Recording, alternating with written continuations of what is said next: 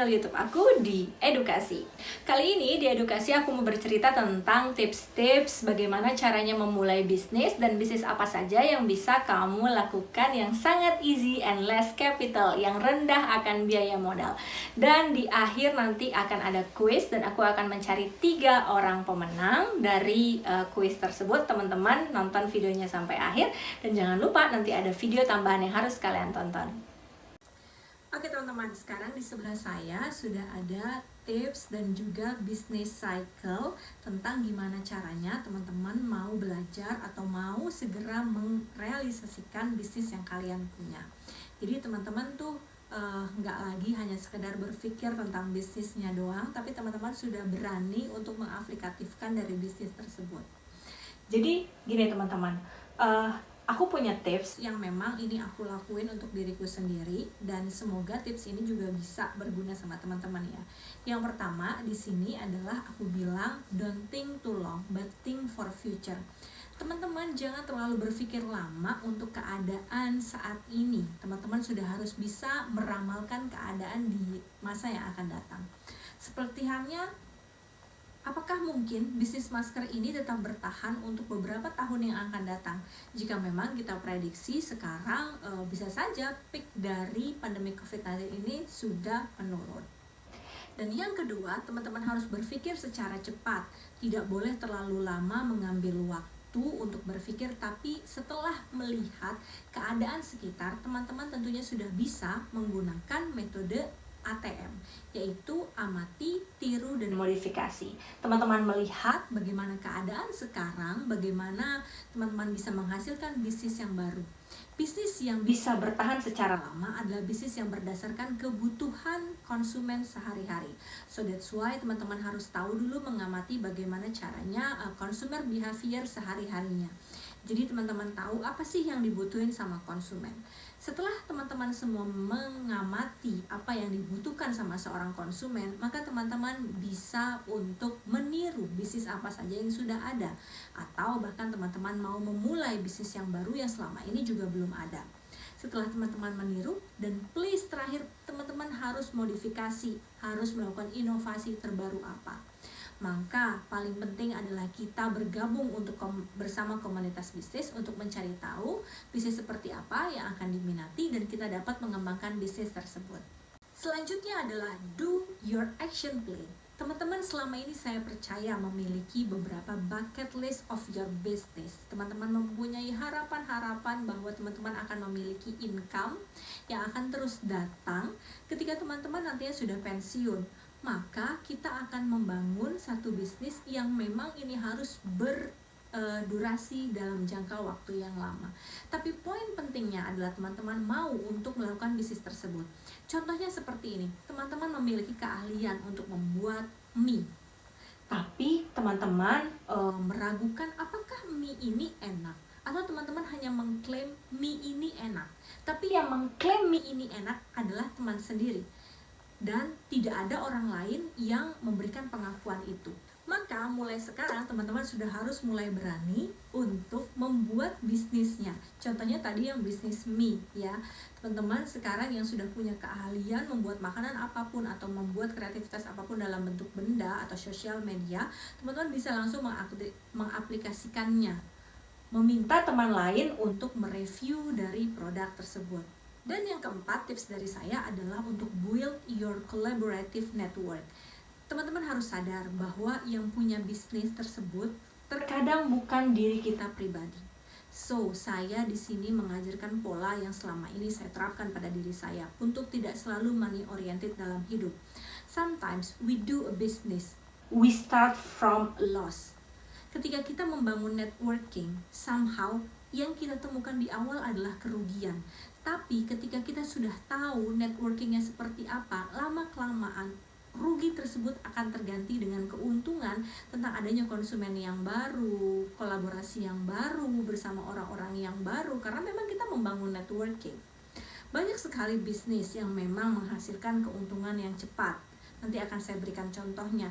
Tapi terkadang kita melupakan hubungan antara sesama pembisnis tersebut. Maka akan terjadi seringkali kita melakukan kegiatan-kegiatan yang melanggar etika dalam berbisnis. Pesan moral yang bisa saya sampaikan di sini adalah kita tidak harus selalu berpikir tentang money.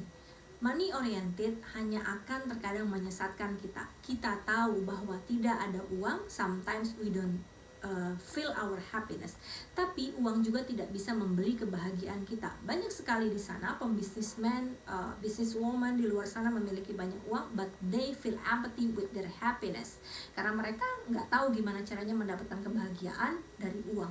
So, ketika kamu percaya bahwa bisnis ini dibangun untuk kolaboratif, bisnis ini dibangun untuk kerja sama di masa yang akan datang, dan kamu akan merasakan keuntungannya di masa yang akan datang. Mungkin bukan kamu yang merasakan, tapi anak cucu keturunan kamu nantinya.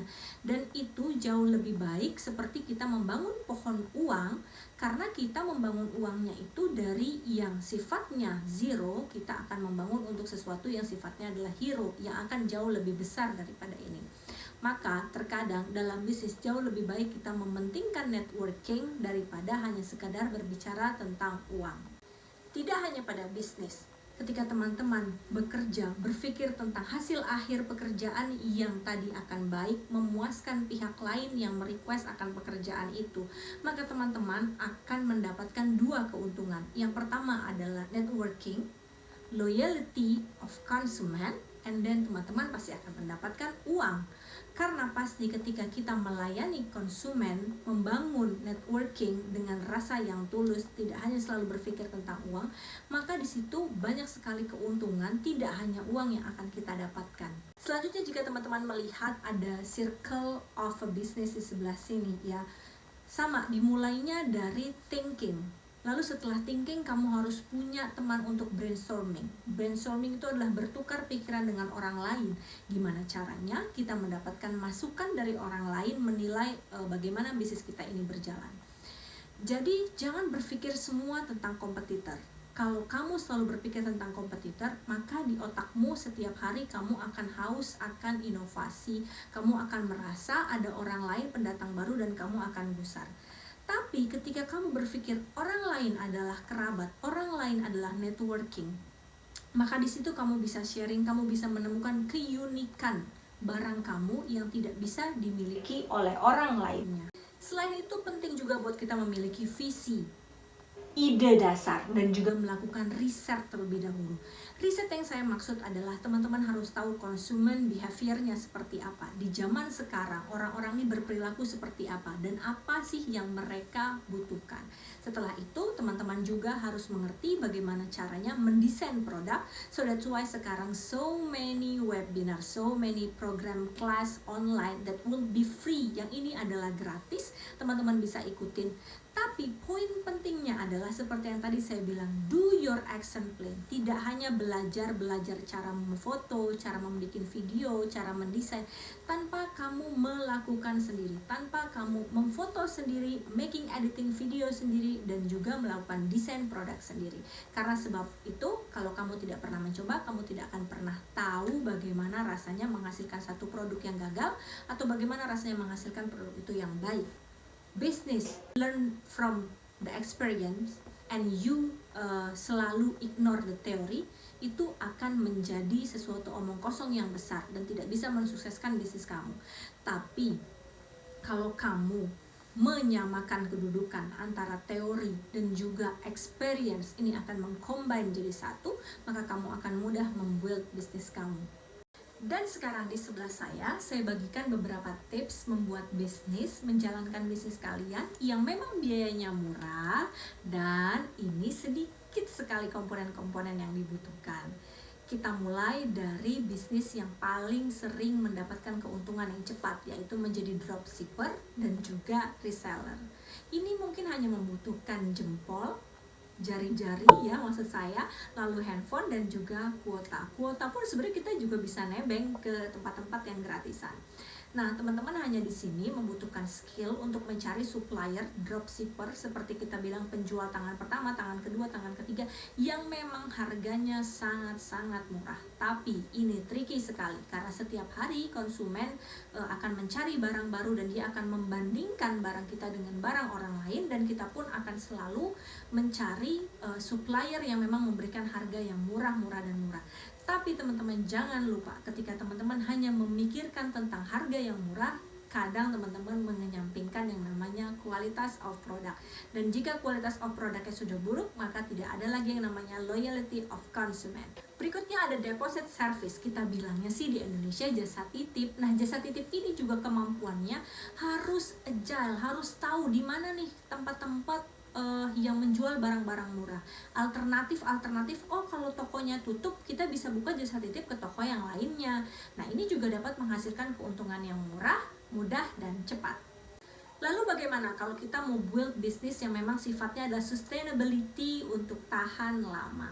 Saya kasih contoh saja, di sini ada YouTuber dan juga ada mungkin termasuk content creator, dan kamu bisa memulai bisnis dari hobi kamu. Tapi pastikan hobinya ini adalah hobi yang orang lain juga suka. Jangan kamu membuat bisnis berdasarkan hobi dan hobinya ternyata cuma kamu sendiri yang tertarik, tidak ada orang lain yang tertarik. Nah, itu juga tidak bisa kita untuk bertahan dalam bisnis. Karena yang namanya bisnis itu tetap kita harus memandang apa yang konsumen butuhkan sehingga kita bisa bertahan lama dalam bisnis. Teman-teman, tadi saya jelaskan bahwa untuk konsepnya bisnis yang memang bertahan lama, seperti halnya tadi saya bilang YouTuber atau content creator. Karena bisa aja teman-teman membuat konsepnya itu di hari ini, seperti saya membuat video di hari ini, saya upload di hari ini, tapi orang-orang akan menonton bisa di 3 bulan kemudian, 4 bulan kemudian, dan keuntungannya akan tetap masuk kepada saya. So that's why ini adalah penting untuk membangun bisnis yang secara sustainable, secara lama, dan keuntungannya bisa kita dapetin kapan aja. Teman-teman, saya hanya sekedar sharing apa yang telah saya lakukan dalam dunia bisnis yang memang saya memulai bisnis yang sudah menjajaki sosial media dari tahun 2017. Saya sharing di sini, jadi pada waktu itu saya memang menjadi seorang mahasiswa ya di Magister Ilmu Ekonomi di Universitas Padjadjaran. Saya merasa bahwa saya membutuhkan uang lebih. Saya percaya jika saya meminta kepada orang tua saya, pasti orang tua saya akan memberikannya. Tapi saya tidak tahu kenapa pengen rasanya membuild memang income punya saya sendiri. Akhirnya saya belajar untuk menjadi reseller pada waktu itu. Saya menjual sepatu, pakaian, lalu ya kayak daily needs ya, things yang memang dibutuhkan sehari-hari. Tapi memang walaupun itu menghasilkan keuntungan yang cepat, keuntungan yang banyak, tapi saya merasa seperti ya tadi capek gitu ya, harus mencari setiap hari, pergi ke satu toko ke toko lain, dan saya sempat mengalami kesalahan. Saya pindah ke reseller lainnya, saya pindah ke dropshipper lainnya yang harganya lebih murah, tapi ternyata saya salah. Kualitasnya tidak begitu baik dengan supplier saya yang awal tadi saya temukan. Mungkin selisihnya hanya 10.000, 15.000, tapi ternyata saya kehilangan beberapa konsumen. Di situ yang saya pelajari. Dan akhirnya saya tahu bahwa bisnis tidak hanya serta-merta tentang uang. Saya harus menjaga kepercayaan konsumen saya, bagaimana konsumen saya puas dengan pelayanan saya, kerendahan hati saya untuk melayani para konsumen tersebut. Dan sampai dengan sekarang saya pun masih belajar. Oleh sebab itu kita sama-sama sharing. Kalau teman-teman punya ilmu lain yang jauh lebih menarik, teman-teman bisa komen di video ini. Dan sebenarnya video ini adalah berkelanjutan dari teori webinar yang sebelumnya sudah dilaksanakan dengan kampus saya tercinta, yaitu UPN Veteran Jakarta, collaboration with UNIKL, University of Kuala Lumpur, yang sudah dilaksanakan ya. Jadi saya berikan kuis seperti tadi saya bilang di awal. Silahkan teman-teman tulis di komen bisnis apa saja yang sudah saya lakukan sampai dengan sekarang, start from awal mula pada saat saya seorang mahasiswa ya tadi di magister sampai dengan sekarang. Nah, sebutkan 3 bisnis apa yang sampai dengan sekarang saya lakukan. Buat kalian 3 penjawab pertama, teman-teman akan mendapatkan GoPay dengan hadiah 50.000 per orang. Jadi akan ada 3 orang ya. Semoga teman-teman tertarik untuk join mengikuti kuis ini. Teman-teman bisa jawab di kolom komen ya nanti di akhir video ini. Terima kasih yang sudah setia menonton video saya. Terima kasih juga sudah sering nonton video-video YouTube saya sebelumnya. Untuk semua subscriber saya, semoga suka sama kuis yang kali ini, dan jangan lupa untuk like, komen video yang ini, dan sampai jumpa di video yang selanjutnya. Bye bye.